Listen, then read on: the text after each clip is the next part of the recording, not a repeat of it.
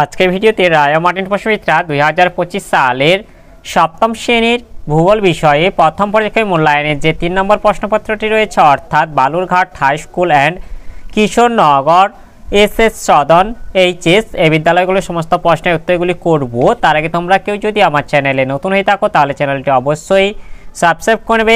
প্রথমে একেটা আছে সঠিক উত্তরটি নির্বাচন করে লেখো। একে আছে উত্তর অয়নান্ত দিবস দেখা যায়, এটা 21শে জুন। এরপরে 2 আছে পৃথিবীর অনুসর অবস্থানের দিনটি হলো, এটা 3রা জানুয়ারি। এরপরে 3 আছে 1 ডিগ্রি দ্রাঘিমা পার্থক্যের সময়ে পার্থক্য হয়, এটা 4 মিনিট। এরপরে 4 আছে অক্ষরেখার পরিধি মেরুর দিকে ক্রমশ এটা কমতে থাকে। এরপরে 5 বায়ুর স্বাভাবিক গড় চাপ, এটা 1013.25 মিলিবার। এরপরে 6 জাপানের সবচেয়ে বড় দ্বীপটি হলো, এটা হনশু। এরপরে 2 দিকে আছে নির্দেশ অনুযায়ী নিচের প্রশ্নগুলির উত্তর দাও, যে কোনো 4টি। একে আছে পৃথিবীর আবর্তন বেগ শূন্য হয় কোথায়, এটা মেরুতে। এরপর 2 আছে সত্য বা মিথ্যা লেখো। 22শে জুলাই সূর্য থেকে পৃথিবীর দূরত্ব সবচেয়ে বেশি হয় 15 কোটি 20 লক্ষ কিমি, এটা মিথ্যা হবে। এরপরে 3 এটা আছে শূন্যস্থান পূরণ করো। গ্রিনিচ সময়ের সঙ্গে ভারতের প্রমাণ সময়ে পার্থক্য, এটা 5 ঘন্টা 30 মিনিট। এরপরে 4 এটা আছে শীতল অঞ্চলে কী প্রকারের বায়ুচাপ দেখা যায়, এটা উচ্চচাপ হবে। এরপর 5 আছে বায়ুর চাপ মাপক যন্ত্রের নাম কি, বায়ুর চাপ মাপক যন্ত্রের নাম হলো ব্যারোমিটার। এরপর 6 আছে বিশ্বের বৃহত্তম সামুদ্রিক তৈলখনিটির নাম কি, বিশ্বের বৃহত্তম সামুদ্রিক তৈলখনিটির নাম হলো সাফানিয়া। এরপরে 3 দিকে আছে নিচের প্রশ্নগুলির সংক্ষিপ্ত উত্তর দাও, যে কোনো 2টি। একে আছে মুক্তিবেগ কাকে বলে, এর উত্তরটি হলো কোনো বস্তু প্রতি সেকেন্ডে 11.2 কিমি গতিবেগে ওপরের দিকে ধাবমান হলে তা পৃথিবীর মধ্যাকর্ষণ কাটিয়ে মহাশূন্যে চলে যেতে পারে, একে মুক্তিবেগ বলে। ওই বস্তু পৃথিবীতে ফিরে না এসে মহাকাশে পৃথিবীর চারপাশে ঘুরতে থাকবে, যেমন কৃত্রিম উপগ্রহ, মহাকাশযান, রকেট এই মুক্তিবেগের সাহায্যে মহাকাশে পৌঁছায়। এরপরে 2টা আছে অধিবর্ষ বলতে কি বোঝো, এর উত্তরটি হলো ইংরেজি ক্যালেন্ডার অনুসারে যে বছরে ফেব্রুয়ারি মাসে 28 দিনের সঙ্গে একদিন যোগ করে বছরটিকে 366 দিনে করা হয়, সেই বছরটিকে অধিবর্ষ বলা হয়। মিশরীয়রা প্রথম এই অধিবর্ষের হিসাব আবিষ্কার করে। যেহেতু এটি হচ্ছে 2 নম্বরে বলেছে তাই এতটুকু বললেই হবে। এরপরে 3 এটা আছে প্রমাণ দ্রাঘিমা কাকে বলে, এর উত্তরটি হলো সাধারণত গ্রিনিচের ওপর দিয়ে কল্পিত প্রধান দ্রাঘিমা রেখা বা মূলমধ্য রেখা যার মান 0 ডিগ্রি তাকে পৃথিবীর প্রমাণ দ্রাঘিমা বলা হয়। তবে একাধিক দ্রাঘিমাযুক্ত দেশের মধ্যে সময় অসুবিধা দূর করার জন্য কোনো একটি বা তার বেশি দ্রাঘিমাকে প্রমাণ দ্রাঘিমা ধরে সময় গণনা করা হয়, যেমন ভারতের প্রমাণ দ্রাঘিমা 82 ডিগ্রি 30 মিনিট পূর্ব। এরপরে 4 দিকে আছে এশিয়ার 2টি উত্তর বাহিনী ও 2টি পূর্ব বাহিনী নদীর নাম লেখো, এর উত্তরটি হলো এশিয়ার 2টি উত্তর বাহিনী নদী হলো ও ইনিসি লেনা, এগুলি থেকে যে কোনো 2টি বলে দেবে। এবং পূর্ব বাহিনীগুলির মধ্যে যেমন হচ্ছে ইয়াং সিকিয়াং, আমুর, হোয়াংহো, সিকিয়াং, এগুলির মধ্যে তোমরা যে কোনো 2টি বলে দেবে। এরপর 4 আছে নিচের প্রশ্নগুলির সংক্ষিপ্ত ব্যাখ্যামূলক উত্তর দাও, যে কোনো 2টি। একে আছে অক্ষরেখা ও দ্রাঘিমা রেখার পার্থক্য লেখো, এর উত্তরটি হলো অক্ষরেখা দ্রাঘিমা রেখা বিষয় 1 সংজ্ঞা।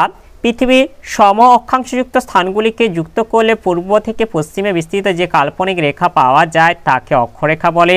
পৃথিবীর সমদ্রাঘিমাযুক্ত স্থানগুলিকে যুক্ত করলে উত্তর থেকে দক্ষিণে যে কাল্পনিক রেখা পাওয়া যায় তাকে দ্রাঘিমা রেখা বলে। এরপরে 2টা হচ্ছে সংখ্যা।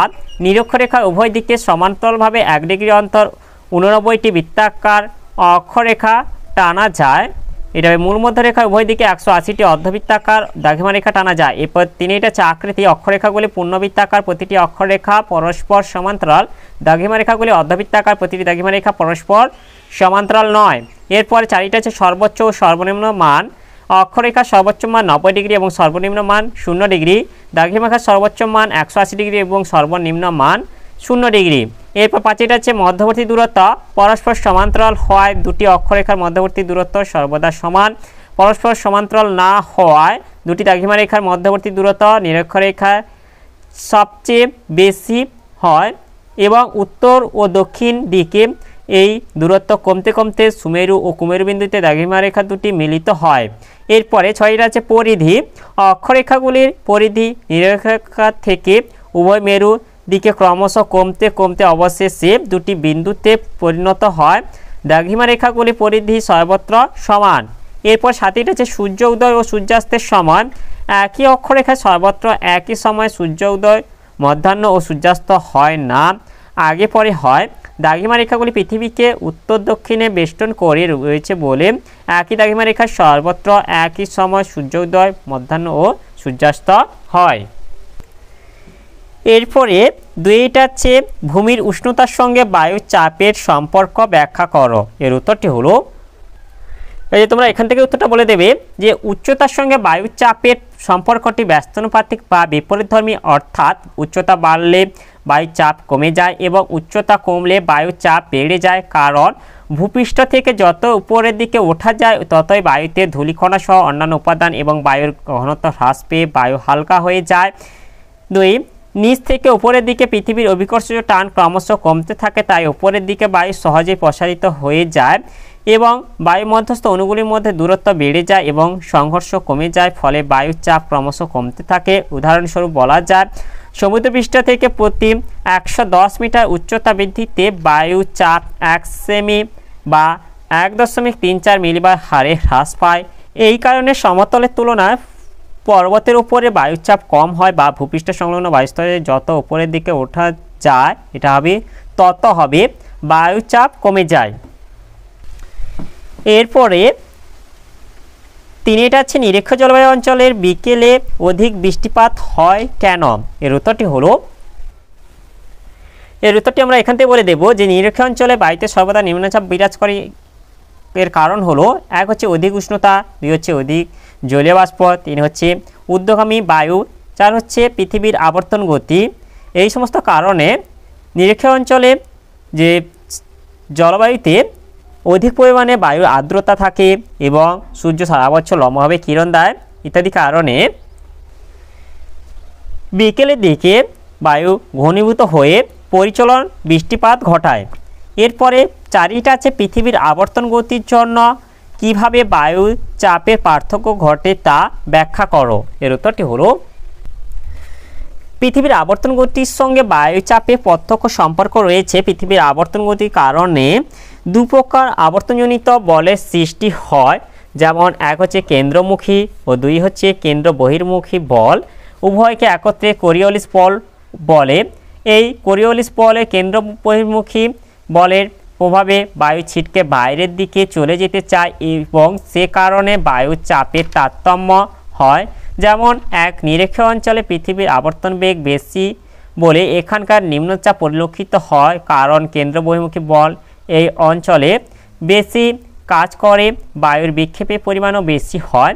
পৃথিবীর ঘূর্ণন গতির জন্য বায়ু উপরের দিকে উঠে বাইরের দিকে ছিটকে মেরুর দিকে চলে যায়, বায়ুর পরিমাণ কমে যায়, নিম্নচাপ বিরাজ করে। আবার 2, উভয় মেরু অঞ্চলে আবর্তন বেগ কম হয়, বায়ুর উচ্চচাপ পরিলক্ষিত হয়, কারণ এখানে কেন্দ্র বহির্মুখী বল কম কাজ করে। পৃথিবীর ঘূর্ণন শূন্য হয়, বায়ু ছিটকে উপরের দিকে বেরিয়ে যেতে পারে না।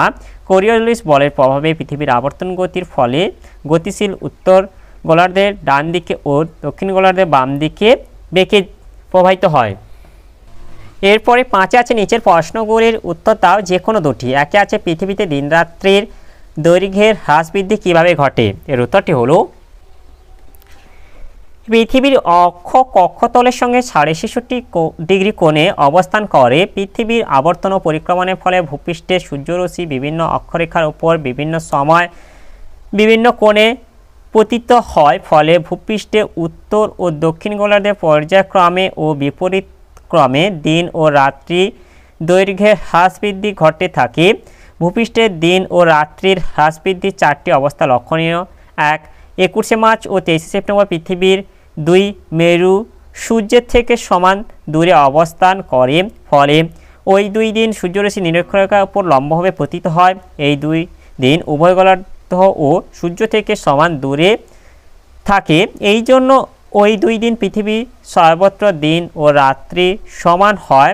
দিন রাত্রি দৈর্ঘ্য সমান হয়। দিনের বেলা আগত তাপের পুরোটা রাতে বিকীর্ণ হয়ে বায়ুমণ্ডলে উত্তাপের সমতা বজায় থাকে।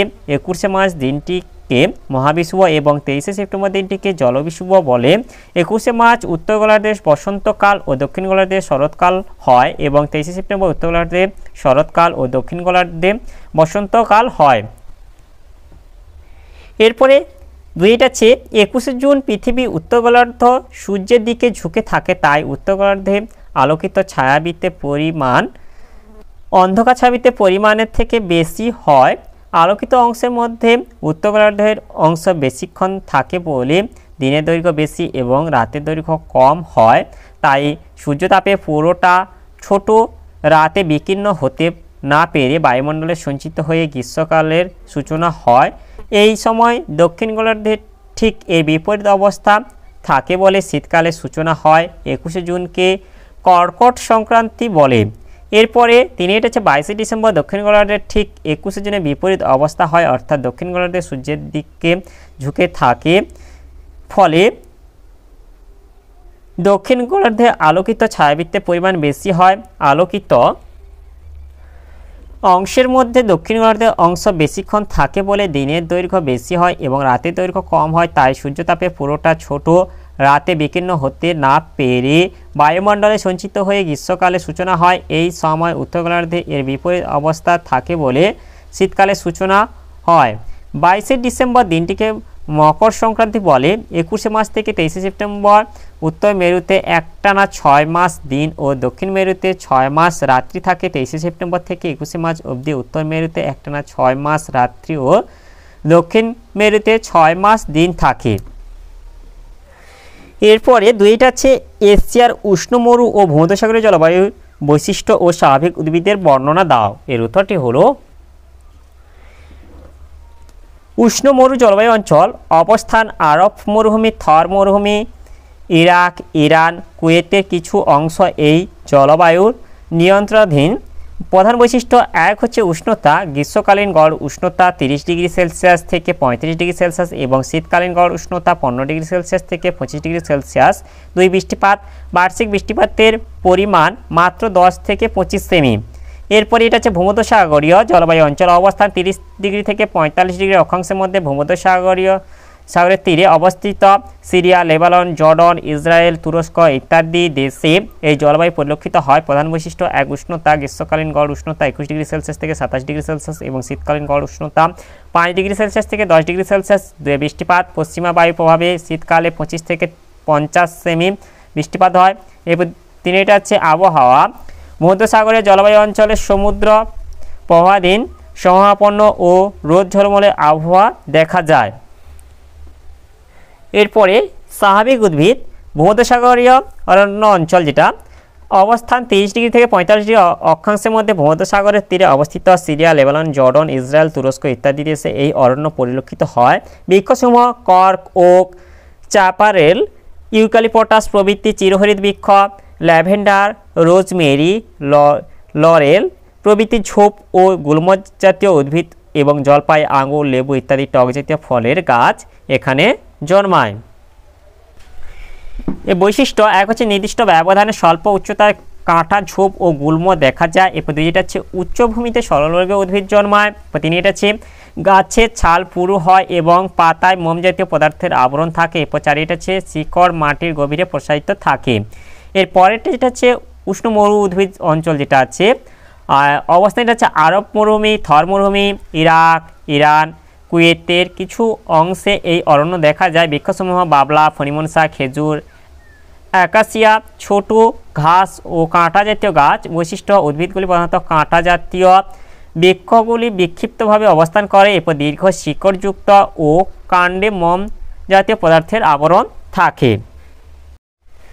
এরপরে এটা হচ্ছে কী কী কারণে বায়ুচাপের তারতম্য দেখা যায়। এর উত্তরটি হলো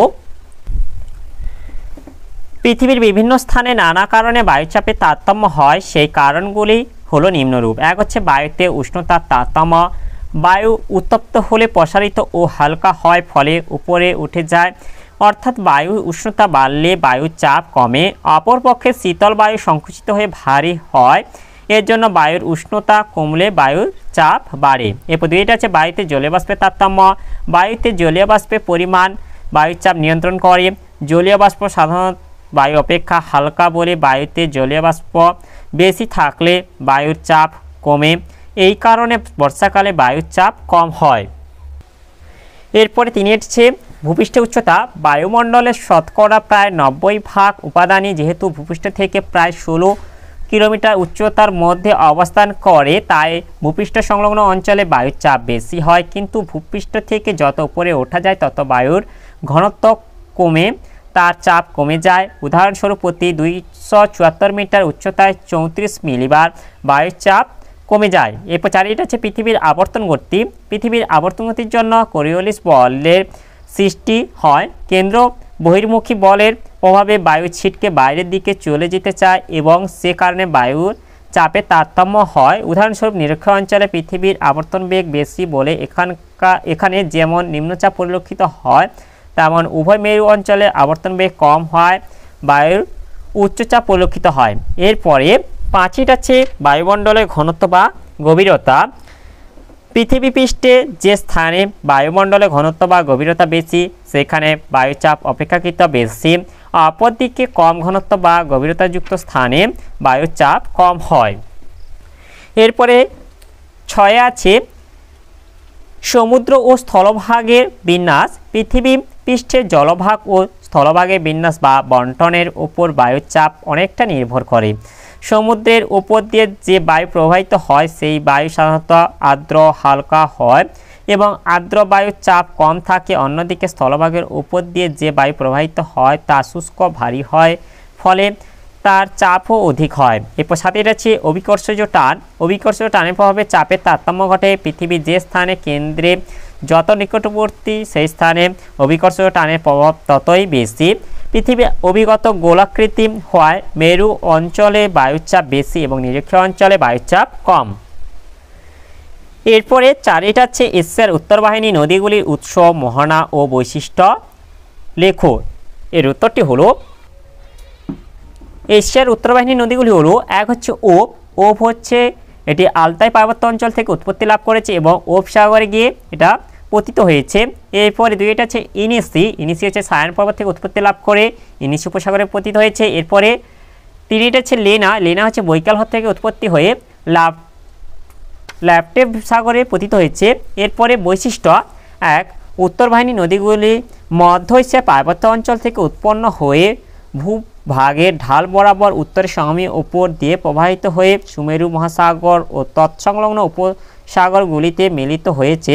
দুই অধিকাংশ নদীগুলি অনুচ্চ পর্বত থেকে উৎপন্ন হয়ে বহুদূর বিস্তৃত হয়, নদীগুলির ঢাল কম ও ধীর গতি সম্পন্ন। এরপর 3 এই নদীগুলি মধ্যভাগে বরফাবৃত পর্বত শিখর থেকে নির্গত হওয়ায় এগুলিতে সারা বছর জল থাকে। এরপর 4 নদীগুলিতে বছরে 3 থেকে 4 মাস বরফাবৃত থাকে এবং বছরে 8 থেকে 9 মাস মোহনাগুলি বরফে ঢাকা থাকে। এরপর 5 নদীগুলি গতিপথ বছরে বেশিরভাগ সময় বরফাবৃত থাকার জন্য নদীগুলি বরফ গলা জলে পুষ্ট হলেও নাব্য নয়। এরপর 6 বরফ গলে গেলেও বৃষ্টিপাতের কারণে নদীগুলিতে বছরে 2 বার বন্যা হয়। এরপর 7 বন্যার ফলে মোহনায় নিকটবর্তী অঞ্চলে বড় বড় জলাভূমির সৃষ্টি হয়েছে। 8 নদী অববাহিকা জলময় হওয়ার জন্য কৃষিকাজ বিশেষ হয় না। তাহলে আজকের ভিডিওতে আমরা সপ্তম শ্রেণী ভূগোল বিষয়ের যে 3 নম্বর প্রশ্নপত্রটি ছিল তা সম্পূর্ণ করলাম। আর তোমরা কেউ যদি আমার চ্যানেলটা এখনও সাবস্ক্রাইব করে রাখোনি তাহলে চ্যানেলটা অবশ্যই সাবস্ক্রাইব করে নেবে এবং ভিডিওটি ভালো লাগলে ভিডিওটিকে অবশ্যই লাইক, কমেন্ট ও শেয়ার করে দেবে।